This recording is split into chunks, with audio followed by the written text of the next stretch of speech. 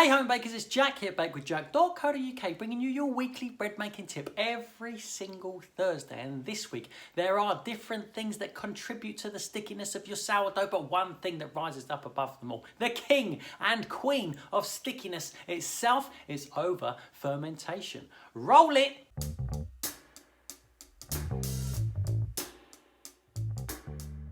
Hello there and welcome back to the Bake with Jack YouTube channel, where I share with you a little bit of my bread making expertise every single Thursday. If that's the sort of thing that makes you go, woo! Consider pressing subscribe before you go. So welcome back to the third video of a 4-part sourdough series to celebrate the Real Bread Campaign's Sourdough September. If you want to learn more about the Real Bread Campaign, I'll leave a link in the description box underneath.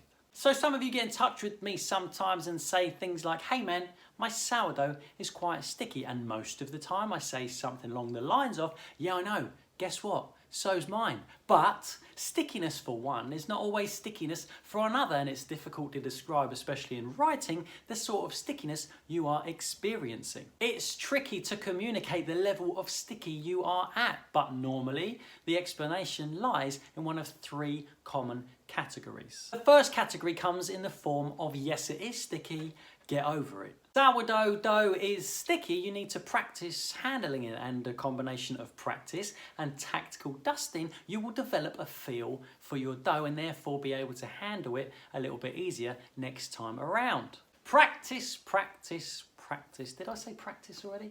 I think I said practice. Secondly, the water content in the recipe might be too high, or rather too high for you to be able to comfortably handle. This is not a bad thing, don't beat yourself up about it, it's quite an easy fix. This time round with your sticky dough, push on through, do the best that you can and bake it, but next time take the moisture down a little touch in the recipe to a level that you might feel a little bit more comfortable with.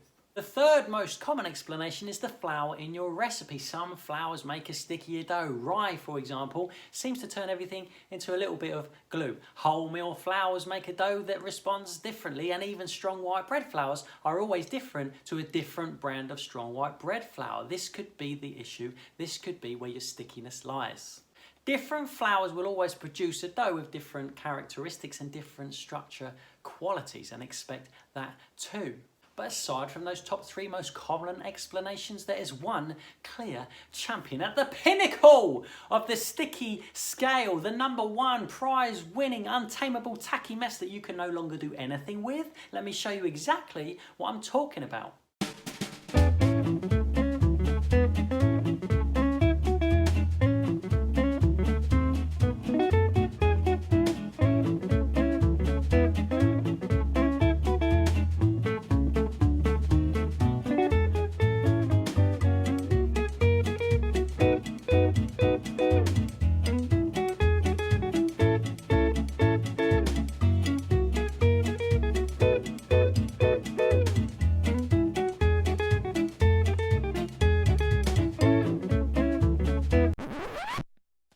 Oh shit. What? What on earth? What am I going to do with this? This is way too sticky, even for me.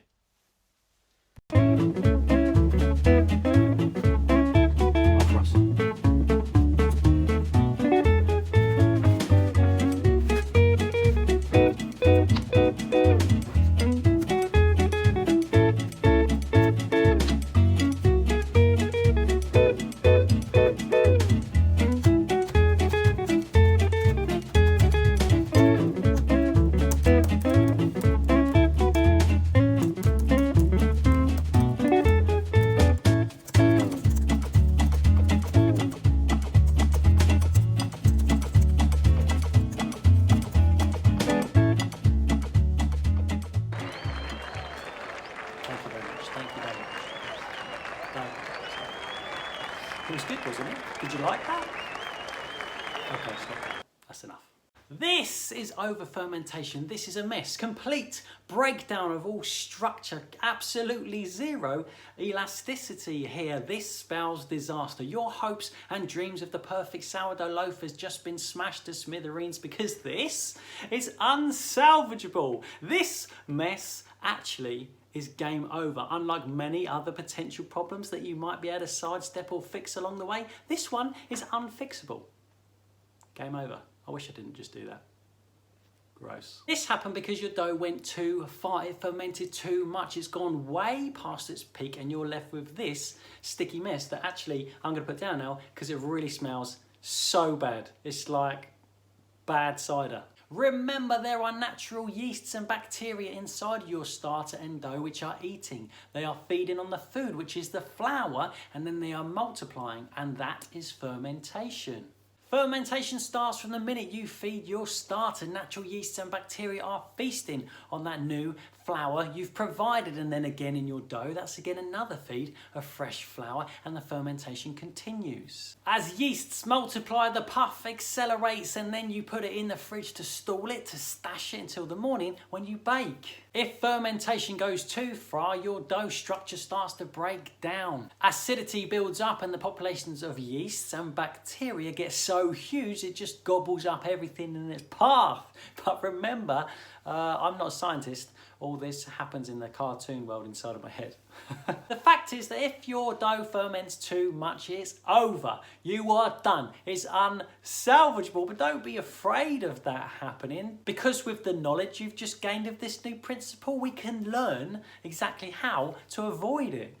Fermentation is temperature dependent. That means that the warmer things are, the quicker it happens, and the cooler it is, the slower it happens. And so if you are using my recipe that I wrote in my kitchen at 21 degrees C here in sunny England, except you live in Azerbaijan in the height of summer at 31 degrees C, you're going to have to make a few changes to make it work for you in the warmer temperature.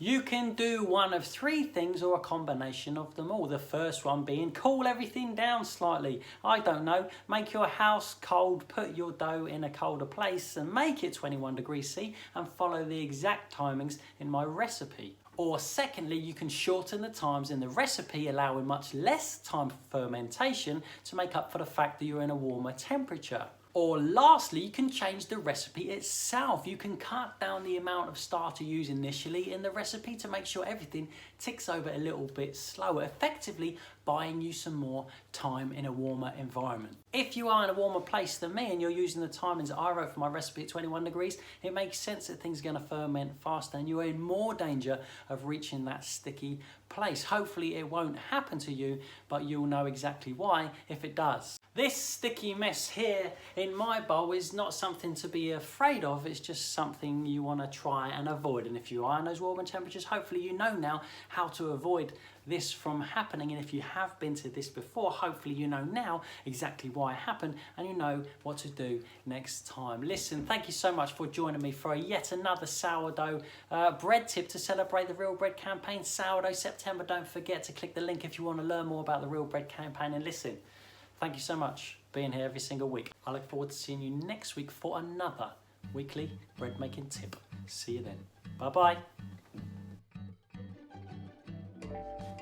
There you have it. Thanks for watching another Bake with Jack sourdough bread making tip. As always, I'll put the link underneath for the sourdough playlist if you want to watch all the sourdough videos in one go. Get yourself some popcorn, snuggle up all nice and binge watch the sourdough playlist. See you next week.